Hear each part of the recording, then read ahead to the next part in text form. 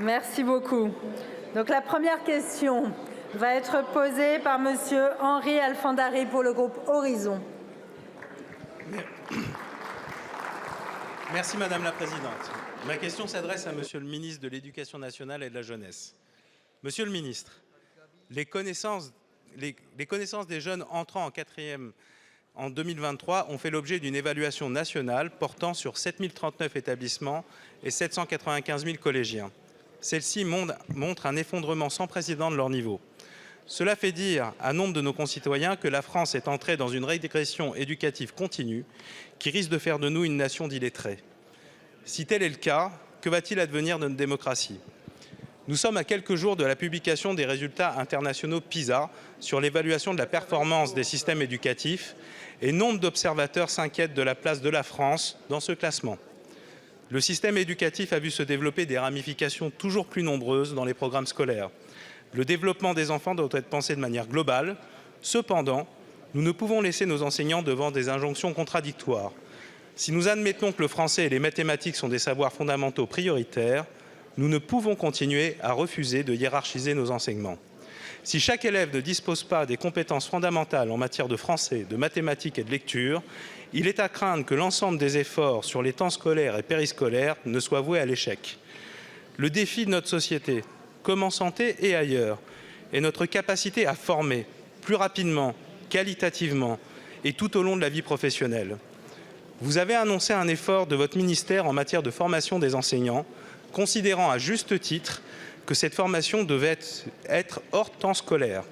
Monsieur le ministre, quelles dispositions concrètes prévoyez-vous pour accompagner le développement professionnel des enseignants afin de permettre à notre nation de retrouver la place qui devrait être la sienne en matière d'apprentissage et de maîtrise des fondamentaux scolaires ?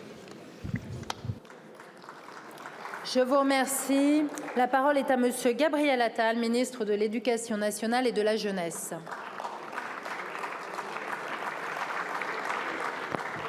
Merci Madame la Présidente, Mesdames et Messieurs les députés, Monsieur le député Alfandari. Depuis 1987, mon ministère, le ministère de l'Éducation nationale, fait passer la même dictée à un panel représentatif des élèves de CM2. En 1987, il y avait en moyenne 10 fautes. Nous sommes aujourd'hui à 20 fautes en moyenne.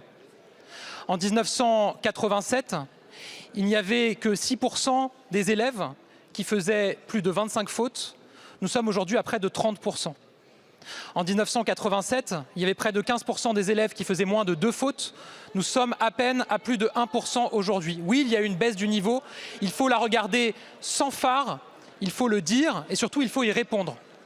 Le point positif des évaluations qui ont été rendues à la rentrée, c'est qu'on voit qu'un investissement massif et des choix politiques permettent d'inverser une tendance. La réalité, c'est que le niveau des élèves qui rentrent en 6e cette année s'améliore par rapport au niveau des élèves qui entraient en 6e en 2017. Très concrètement, on voit que sur le français et les mathématiques, il y a une amélioration du niveau parce qu'on a réinvesti massivement. Est-ce que c'est suffisant? Non. Il faut aller beaucoup plus loin et vous l'avez vu, j'ai ouvert un certain nombre de chantiers. J'aurai l'occasion de faire des annonces la semaine prochaine. J'assume de le dire. Laisser passer au collège un élève qui ne sait ni lire, ni écrire, ni compter, cela relève d'une forme de maltraitance. Laisser entrer au lycée un élève qui accumule un tel retard, ça n'est pas possible.